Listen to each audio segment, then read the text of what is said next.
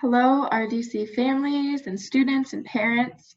I hope you're doing well today. This is Carly from the Refugee Development Center, and I am excited to share with you some information about conflict resolution.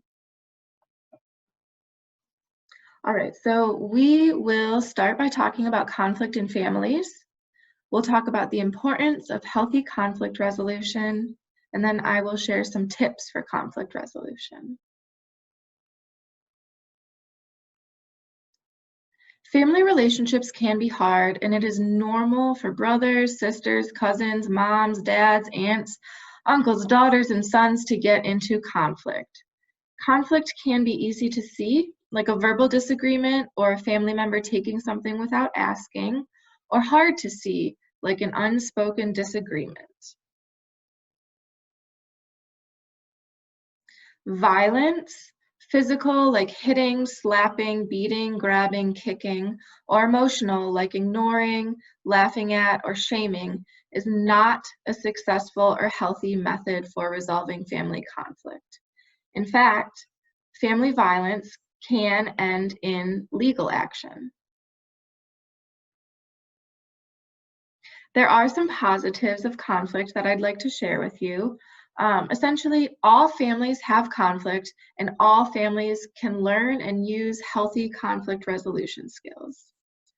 Conflict resolution, when it is healthy, can help families come together and learn more about each other. There are many different causes of conflict, and I will talk about a few here. A difference in opinion might occur when a parent wants a child to go to bed at 8, but they want to go to bed at 10. Simply, they want to go to bed at a different time than the parent would like. An interpretation of facts. This could sound like, you said we needed to be ready to go by 8, but the wedding doesn't even begin until 12. Possessions. So one person owns something and someone uses or takes it. This is pretty common, especially with siblings.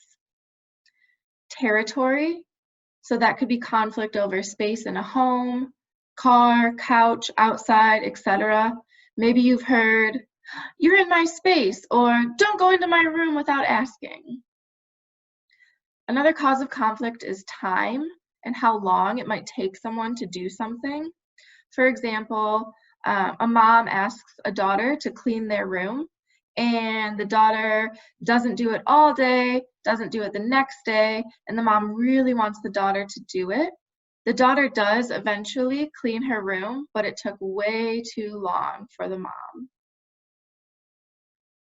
Perception.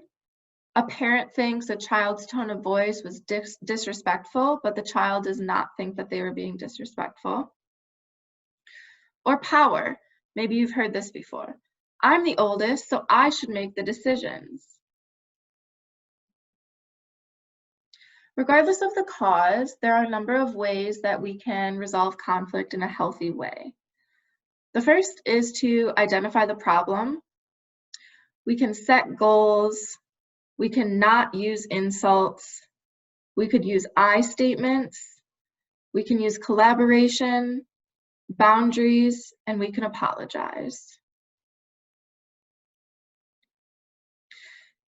Identify the problem.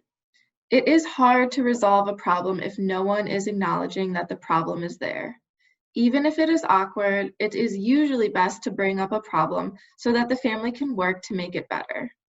Here are some questions to ask to help identify the problem. How do we know it's a problem? Is the situation a problem, or is it my reaction to the situation that makes it a problem? Is there more than one problem? Why is it a problem? If nothing is done, what will happen? In other words, is there really a problem? Collaboration. Collaboration helps everyone in the conflict see other perspectives. Collaboration increases communication and cooperation. No insults. Insults do not help solve problems. Insults only make people feel bad. Instead of an insult, try not to say anything. If someone does continuously insult you, it might be time to take a break. You could say, I want to talk about this, but I don't like how you are talking to me. Let's talk tomorrow morning without insults. Boundaries. When there are clear boundaries, it is easier and more likely to be successful to resolve a conflict. A boundary might sound like, I know we are upset, but we will let each other take turns talking without interrupting. Or, I will stop the discussion if you insult me. Using I statements. When talking about feelings and the situation, use I statements. This helps other people not feel blamed or targeted. So instead of saying, you always do this, you did that, you might say, I feel sad when you yell at me. Or, I hear you saying this. Or, I would like to talk without interruption.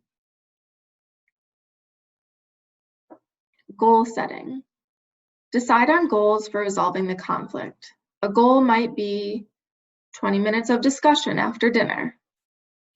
Everyone gets a chance to share their feelings. A resolution is found by the end of the day. Each person shares something kind about another person. The goals will be unique to your family and your family conflict. Apologizing and forgiveness. It is normal for big feelings to come up during conflict. If you say something mean, or yell, or use a disrespectful tone, it is best to apologize right after it happens. When someone does apologize, if they are sincere, forgiveness is useful to continue collaborating to resolve a conflict. Remember, it is normal for families to have conflict. Violence will not solve the conflict, and conflict can help families learn and grow.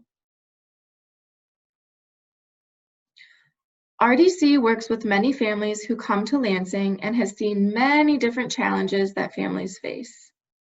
RDC visits a family at home when they first arrive to Lansing.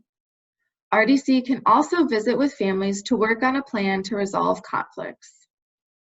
RDC cannot resolve family conflicts, but can collaborate with families to reach their goals. All right, everyone, thank you so much for listening, and we hope to connect with you online.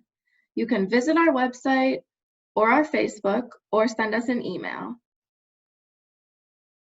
You can also give us a call at 517-999-5090. Thank you so much, and I hope you have a great rest of the day.